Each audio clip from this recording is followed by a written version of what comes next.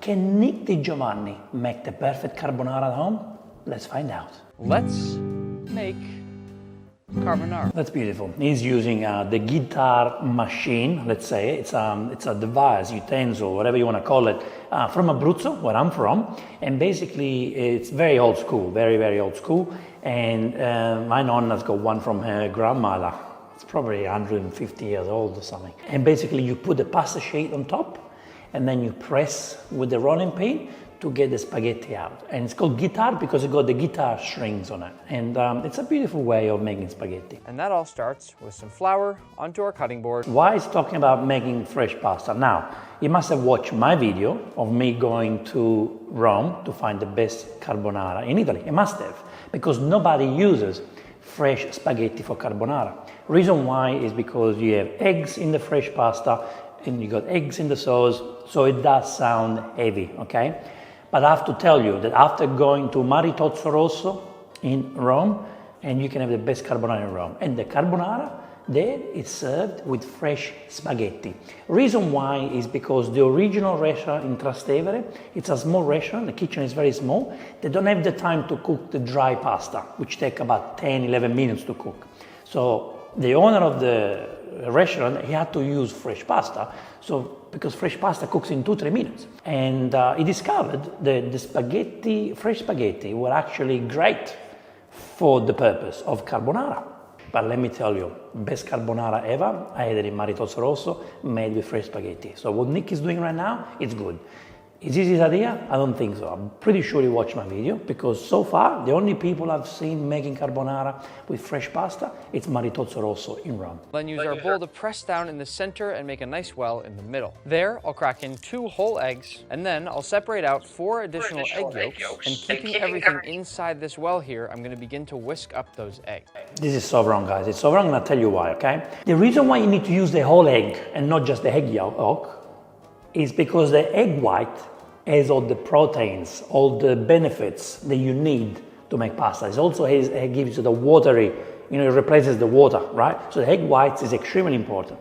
Pretend the flour is a bowl and that you're whisking some eggs inside it, and make sure not to break the edge of that bowl or the egg's gonna spill everywhere. Once your egg is fully scrambled, you can begin pulling in some of that flour from the edges of your well, and then slowly and gradually we'll want to incorporate that flour. That's how you do it. The last video I watched of him making pasta, he didn't do this, so he must have learned from maybe me or my videos or someone else who knows how to make pasta. I call this whole process the Italian grandma method for making fresh pasta. It is, but you need to use the whole egg. Once that inner egg mixture is thick enough that it's not gonna run all over the board, you can go ahead and pull everything together all at once. This is when you'll wanna get in there with either your hands or preferably a bench scraper. I typically use both at the same time, and at the next stage in this process, your pasta will start to look sort of like dry and crumbly scrambled eggs. Once everything's been scraped off the board, we can lose the bench scraper and fully get in there with our hands. Now it's time to pull everything together, squeezing and rolling and pushing it all into one ball. When you do this step, it might be sticky a little bit, but don't worry about it, because the more you massage the dough, the more the dough starts to like you. Then you transfer the moisture from your hands to the dough, and the more you do that, the better and easier it is to knead the dough. Your whole work surface nice and clean as you do it. You'll want to knead your dough for about 10 minutes, and this is very important because it's what develops that chew in your pasta. So true, so true. Pasta dough should be pretty dry, but if you feel like it's too dry, you can always add a little tiny sprinkle of water. It's true. If it happens that it's too dry, you can do that. My recommendation is, instead of dropping the water on the dough, put water on your hands. Just add moisture on your hand. And that moisture is very helpful for the dough. If you're doing it right, it should be a bit of a workout. You really want to use the force of the palm of your hand to push down into that dough, kind of rolling it into and over itself. And again, that's going to develop all the gluten in this dough. But really, what you're looking for is that dough to look and feel nice and silky smooth. It looks really good. Looks really good. We'll cover and let this dough rest for somewhere between 1 and 3 hours. Sorry, it needs 10 minutes. You just need to build the gluten, 10, 20 minutes. It needs to be wrapped in plastic wrap or just covered. You can put it in the fridge, out of the fridge, but you don't need 2 hours. Sorry, it's on the pizza dough. The difference between this and rested dough is that when I press my thumb into this one, it should spring back. We'll cover this up now in plastic wrap or a damp towel and let it rest at room temperature for 1 to 3 hours. No, sorry. First, you don't need to do room temperature for 3 hours. Like I said, 10, 20 minutes is enough, but 3 hours is way too much. Already, since this dough's been resting for so long, you can see it's very easy to shape and move around, and that's exactly what we want. It's really fun to play with. First, But no, first you don't want to play like that. It's not a play dough. I'll remove my plastic wrap and then cut this into 4 even pieces. Anything I'm not using can sit off to the side so it doesn't dry out. As for our first pasta sheet, I'll press this out just a little bit, and then on the widest setting, I'll begin to pass this through my pasta machine. At this first stage here, you'll also want to fold it over itself to really get rid of any of those air bubbles that might be in there. So important. That's what I say in my videos all the time. That's what Nonna says. It's important. And the overall key here is just to be gentle. Every pasta machine will come with different numbers, and our goal here is to get this up to number 6. That number is always going to dictate how thick or thin your pasta ends up being. The key to rolling out pasta this way is to be both patient and gentle. If you're doing this correctly, the pasta is going to do most of the work. Your job is simply to guide it and nothing more. If you notice how this, I don't know if it's the pasta machine's fault, as so long and not getting wide, you want to try and achieve a wide pasta, not just long, okay? Because otherwise what you have to do is, you make it too long, you have to cut that enough. It must be the pasta machine's fault, I guess. You'll notice the pasta already wants to stick to itself, so the way we fix that is with some semolina. I'll go ahead and drape that pasta into the semolina, coating it with that flour, and that'll give the outside of my pasta a very light coating, just to make sure it doesn't ruin all of our hard work and stick to itself. Good. I'm really excited because we're using this tool called the chitarra, which translates to guitar in Italian. It's a very traditional way of rolling out the spaghetti you use for making carbonara in Italy, so... Even though we've discovered, if you watch my history of carbonara video, the carbonara is from Abruzzo. Carbonara originally is not made with chitarra spaghetti, okay? It's made with, yes, with tikka spaghetti or tagliolini, but the chitarra it's more specific. So I can't really say to you, Nick, that you're right about saying that the original carbonara is made with that pasta machine, because I don't believe it's right. But it is a pasta machine device, whatever you want to call it, that's been around for a very long time, hundreds of years. This is our chitarra. It does look exactly like a guitar, but it's not. It's for rolling out pasta. And the purpose is to cut your pasta into perfectly even square-sided strands that apparently holds that carbonara sauce better than any other pasta shape. To use this, we're going to take our pasta sheet and cut out some portion of our dough, just enough so that it fits nicely in the center of our chitarra. And then we want to... There's one mistake, unfortunately. This is something that people don't realize, but when you have this pasta machine, that's not how you do it. 100% you can do that, okay? So at the moment is horizontal on the board. That's not right. It needs to be turned vertical and needs to be placed out on the edge of your kitchen bench, because then you put pressure on it with your body so it doesn't move, and then you go vertically like this. To do what it's doing, you can't do it because the machine, it moves, okay? So you can watch a video of my nonna, I've got videos online how to do it, and that's how it's done. Otherwise you cannot use it. It's like driving a car like this. You can't do it. Roll to cut it right through those strands, where the pasta should then fall and slide. Yeah, why you don't show me? Why you didn't show me the process? What do you do there? Then immediately, just so the pasta doesn't stick, you'll want to grab it and toss it around in your semolina, making sure it's been really well coated, and then we can drop it down. Yes, good. The semolina is very important, especially if you I live in Australia. It's very hot in summer. The pasta can suffer if the weather is very hot.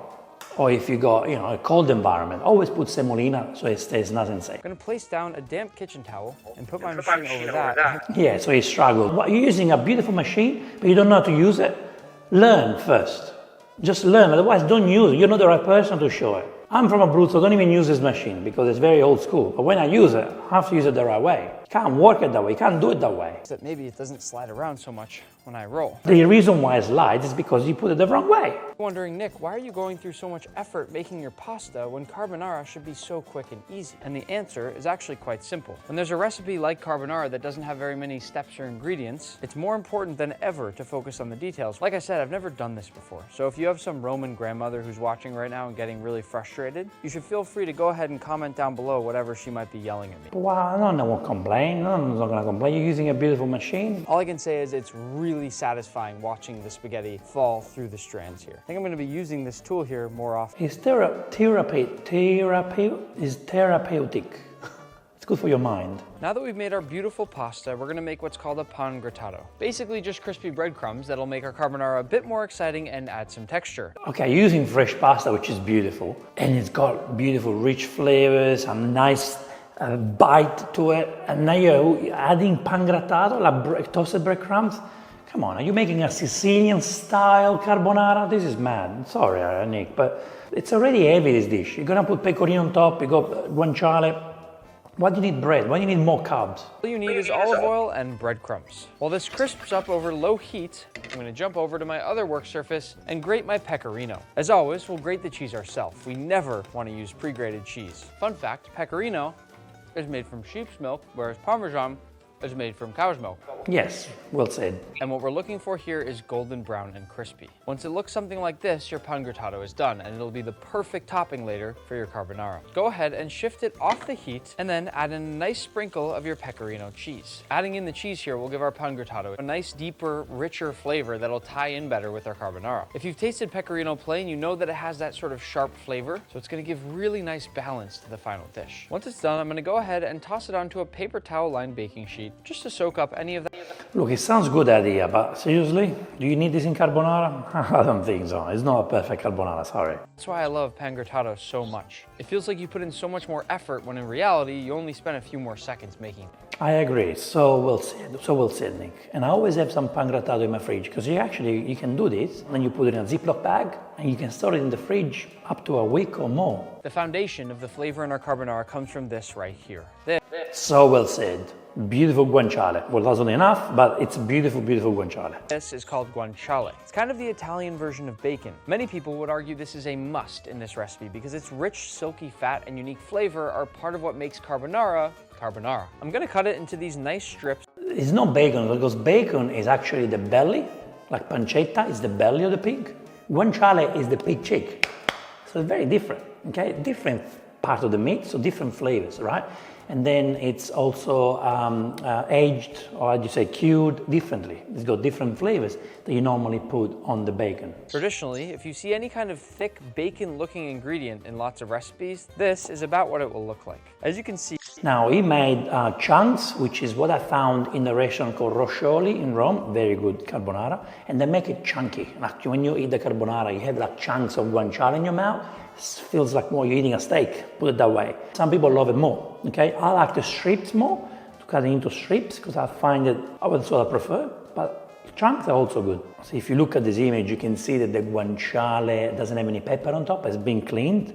I don't know if Nick cleaned it or the shop cleaned it, but lots of people like to remove the pepper and all the, how do you say, the flavoring, because then you add it again when you cook it, okay? Because sometimes if you leave the pepper on the guanciale, it can make your pan dark. I don't mind, I mean, if I love the pepper flavors, leave it, but to make a more delicate carbonara, you do remove that peppery seasoning on top. If you really want to make carbonara and you can't find guanciale or it's too expensive, you can always try using pancetta, and if you can't find that, then yes, you could use bacon. And I'm allowed to say that because I'm Italian and I don't want to see anyone getting mad about it in the comments. Well, he's right. I mean, you can find pancetta pretty much everywhere. You can find guanciale everywhere now. Pancetta, you can really find it everywhere. Bacon is really the last resort because pancetta can be found everywhere. You want to do this for about 10 minutes, and as you go, you'll gradually see that fat melting out of the guanciale. And you'll see more and more fat left in the bottom of your pan, which will help to build that sauce, while these nice crispy morsels of guanciale will be left behind. Very nice. Look how beautiful it's cooked. Very nice. 2 whole eggs, as well as 2 additional egg yolks. Right now, we're building the rest of that carbonara sauce. To this, I'm also gonna add my grated pecorino cheese, as well as a lot of fresh cracked black pepper. So far it's good, so far it's good. I know it looks like a ridiculous amount, but this is what it takes to make a proper carbonara. And I agree, you need the pepper. right away, I'll add plenty of salt, and once that fully dissolves, in goes our pasta for just 60 seconds. I just love that pot so much, so beautiful.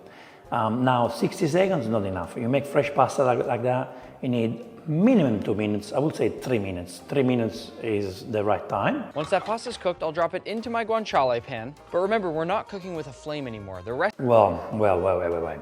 The pan now is quite cold because you've been cooking the pasta, so the pan is not hot anymore. So what you need to do at the moment is to put the heat back on, make sure the pan gets hot again, okay?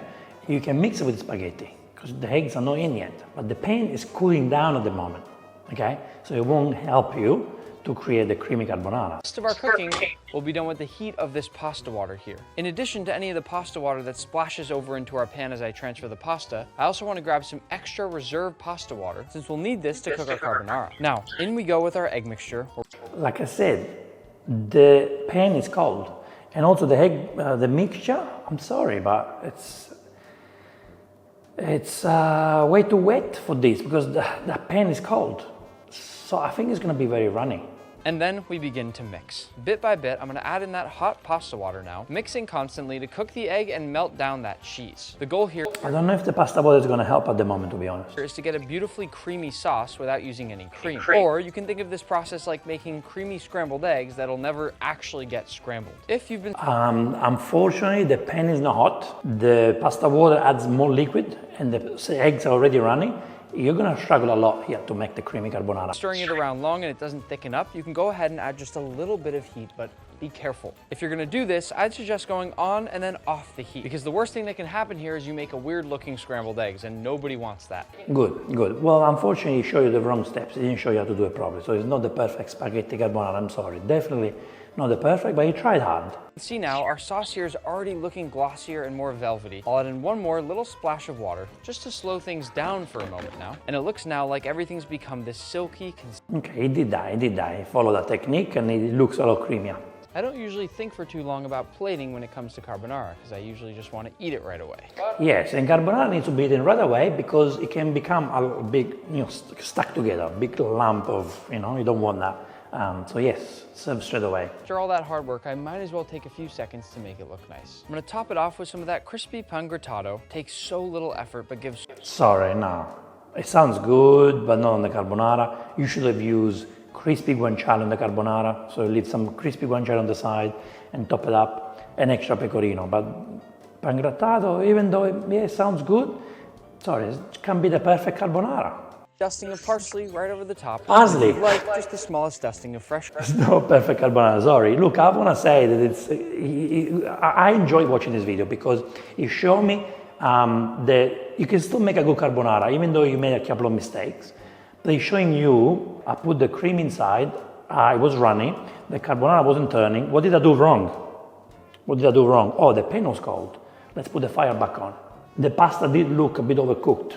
It must have been in the pan for a long time, but that's okay, that's okay. So well done for that. The breadcrumbs sounds good on the paper, but it's not the perfect carbonara. At home, do whatever you want. If you're showing me, if you show the world and your large audience how to make a perfect carbonara, you don't put parsley. You don't put breadcrumbs. Guys, please keep in mind, I love Nick DiGiovanni. He's a legend, he's got a large audience. I am one of his fans, I like what he does, I like how he presents. He's really good, okay? But my job here, as an Italian food ambassador, my purpose in life is to protect Italian food, is to teach you how to make proper, authentic Italian food. So that's why I'm here today reacting to this video.